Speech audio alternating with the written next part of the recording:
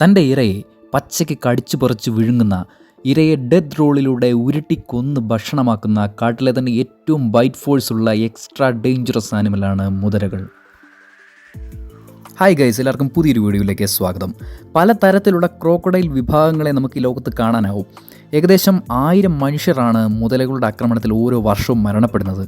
Salt water crocodile, American crocodile, Nile crocodile എന്നിങ്ങനെ പല crocodile types ഈ ലോകത്ത് കാണാനാവുമെങ്കിലും നൈൽ ക്രോക്കഡൈലാണ് ഈ കൂട്ടത്തിലെ തന്നെ ഏറ്റവും ഡേഞ്ചറസ് ആയിട്ടുള്ള മുതലകൾ.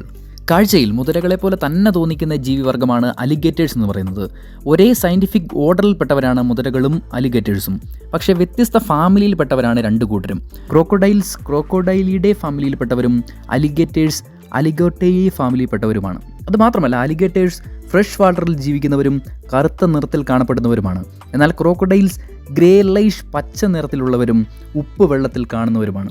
6 മുതൽ 7 മീറ്റർ വരെ നീളവും ഏകദേശം 1100 കിലോ ഭാരവും കൊണ്ട് നിറഞ്ഞ ശരീരവും മുതലകൾക്കുണ്ട്. പ്രധാനമായും ആഫ്രിക്കയിലും ഏഷ്യയിലും കൂടാതെ ഒട്ടുമിക്കവാറും എല്ലാ ഭൂഖണ്ഡങ്ങളിലും ധാരാളമായി മുതലകളെ കണ്ടുവരുന്നു. മുതലയുടെ കണ്ണുകൾ വളരെയധികം പ്രത്യേകതയുള്ളവയാണ്. തലയുടെ മുകളിലായിട്ടായിരിക്കും കണ്ണുകൾ ലൊക്കേറ്റ് ചെയ്തിരിക്കുന്നത്. ആദ്യം ഒരു ട്രാൻസ്പെറൻറ്റ് ലെയർ കാണാനാവും. ഇത് ഇരയെ പിടികൂടുമ്പോഴും അണ്ടർ വാട്ടർ സ്വിമ്മിങ്ങിനും ഇവയെ സഹായിക്കുന്നു. രണ്ടാമത്തെ ലെയർ അപകടങ്ങൾ തടയുന്നതിനാണ്. മുതലകളുടെ സ്കിന്നും വളരെ കട്ടിയുള്ളവയാണ്. വളരെ കട്ടിയുള്ള കൊമ്പുകൾ പോലെയുള്ള സ്കേറ്റ്സ് കൊണ്ടും വളരെയധികം കെരാറ്റിനൈസ്ഡ് എപ്പിഡെർമിസ് കൊണ്ടും മുതലയുടെ സ്കിന്നിൽ കാണാനാവും. അതുകൊണ്ട് തന്നെ എത്ര വലിയ അപകടങ്ങളിൽ നിന്നും മുതലകൾക്ക് രക്ഷപ്പെടാനാവും. അതുമാത്രമല്ല, മുതലകൾക്ക് ഏകദേശം 1 മണിക്കൂർ വരെ ശ്വസിക്കാതെ വെള്ളത്തിനടിയിൽ നിൽക്കാനാവും. അതുകൊണ്ട് തന്നെ വെള്ളത്തിൽ ഇവരുണ്ടെന്ന് ആർക്കും അങ്ങനെ മനസ്സിലാവില്ല. പതിയെ വെള്ളം കുടിക്കാനെത്തുന്ന മൃഗങ്ങളെ തൻ്റെ 4000 PSI ബൈറ്റ് ഫോഴ്സ് ഉപയോഗിച്ച് കടിച്ചു വലിച്ചെടുത്ത് ഡെത്ത് റോൾ എന്ന് പറയുന്ന ഒരു ടെക്നിക്കിലൂടെ പല തവണ ഉരുട്ടി റോൾ ചെയ്ത് ഇരയുടെ ശരീരത്തിലെ എല്ലാ എല്ലുകളും ഒടിച്ചെടുത്ത് വലിയ മീറ്റ് പാർട്ടിക്കിൾസ് ആക്കി വിഴുങ്ങുകയാണ് മുതലകൾ ചെയ്യുന്നത്. ഇരയെ വെള്ളത്തിലേക്ക് വലിച്ചെടുത്ത് കൊണ്ടുപോകുന്നതും ഒരു ഹണ്ടിങ് ടെക്നിക്കിൻ്റെ ഭാഗമാണ്.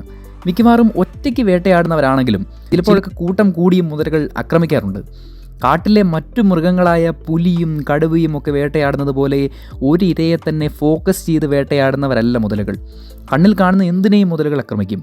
മൃഗങ്ങളെ മാത്രമല്ല, വെള്ളം കുടിക്കാനെത്തുന്ന പക്ഷികളെപ്പോലും മുതലകൾ ആക്രമിക്കും. ഒരു വട്ടം മുതലയുടെ വായിൽ അകപ്പെട്ട് കഴിഞ്ഞാൽ രക്ഷപ്പെടുന്നത് വളരെ അസാധ്യമായിട്ടുള്ള കാര്യമാണ്. ഏകദേശം 1000 മുതൽ 2000 PSI ഫോഴ്സാണ് മനുഷ്യൻ്റെ എല്ലുകൾ ഒടിയാൻ കാരണമാവുന്നത്. മാത്രമല്ല, 200 PSI ബൈറ്റ് ഫോഴ്സ് മാത്രമേ നമുക്ക് മനുഷ്യർക്കുള്ളൂ. ആ സ്ഥാനത്താണ് മുതലകൾക്ക് 4000 PSI ബൈറ്റ് ഫോഴ്സ് എന്ന് പറയുന്നത്. കൂടുതലും ഡിസേബിൾഡ് ആയിട്ടുള്ളതോ ചെറിയതോ അല്ലെങ്കിൽ അപകടം പറ്റിയിരിക്കുന്നതോ ആയ ആനിമൽസിനെയാണ് പെട്ടെന്ന് തന്നെ മുതലകൾ ആക്രമിക്കുന്നത്. വളരെ സ്ട്രോങ് ആയിട്ടുള്ള വാലുകളാണ് മുതലകളുടേത്. നീന്താൻ മാത്രമല്ല, പെട്ടെന്നുള്ള അറ്റാക്കുകൾക്കും ചെറിയ ഉയരങ്ങളിലേക്ക് കുതിച്ച് ചാടാനും മുതലകൾക്കാവും. മറ്റൊരു പ്രധാനപ്പെട്ട കാര്യമെന്ന് പറയുന്നത് പല്ലുകളാണ്. മുതലകളുടെ പല്ലുകൾ പൊഴിഞ്ഞു പോയാലും ജീവിതകാലം മുഴുവൻ വളർന്നുകൊണ്ടേയിരിക്കും. ഒരു മുതലയുടെ ജീവിതകാലത്ത് ഏകദേശം 1000 പല്ലുകൾ ഉണ്ടാവുകയും പൊഴിഞ്ഞു പോവുകയും ചെയ്യുന്നുണ്ട്. 70 മുതൽ 100 വർഷങ്ങൾ വരെ മുതലകൾ ജീവിച്ചിരിക്കും. കാട്ടിലെ തന്നെ ലൈഫ് സ്പാൻ ഏറ്റവും കൂടിയ ജീവികളിൽ ഒന്നാണ് മുതലകൾ. രാത്രിയിലും കാഴ്ചശക്തിക്ക് ഒരു കുറവും സംഭവിക്കാത്തവയാണ് മുതലകൾ. അതുകൊണ്ട് തന്നെ കാട്ടിലെ നൊക്ചുറൽ ഹണ്ടേഴ്സ് എന്നാണ് മുതലകളെ വിളിക്കുന്നത്. ശരീരത്തിൻ്റെ വിവിധ ഭാഗങ്ങളിലേക്കുള്ള രക്തത്തിൻ്റെ ഒഴുക്കിനെ നിയന്ത്രിക്കാനുള്ള കഴിവ് മുതലകൾക്കുണ്ട്. അതുകൊണ്ട് തന്നെ വെള്ളത്തിനടിയിൽ വളരെ നേരം നിൽക്കാൻ ഇവർക്കാവും. മുട്ടകൾ വിരിയിച്ച് റീപ്രൊഡ്യൂസ് നടത്തുന്നവരാണ് മുതലകൾ. ഈ മുട്ടകൾക്ക് 100 മുതൽ 160 ഗ്രാം വരെ മാത്രമേ ഭാരം കാണാനാവൂ. പെൺമുതലകൾക്ക് ആൺമുതലകളുടെ സഹായമില്ലാതെ തന്നെ റീപ്രൊഡ്യൂസ് ചെയ്യാനാവും. ഈ ഒരു പ്രോസസ്സിനെയാണ് വിർജിൻ ബ്രത്ത് എന്ന് പറയുന്നത്. ഇതിനെപ്പറ്റിയുള്ളൊരു വിശദമായിട്ടുള്ള വീഡിയോ നമ്മുടെ ചാനലിൽ ഉടനെ തന്നെ വരുന്നുണ്ട്. മുതലകളുടെ പല്ലുകൾ പ്രധാനമായും സൈഡ് ഓറിയൻറ്റഡ് ആണ്. അതുകൊണ്ട് തന്നെ ഇരയെ തൻ്റെ കടിയിൽ നിന്നും രക്ഷപ്പെടുത്താതിരിക്കാൻ മുതലകൾക്കാവും.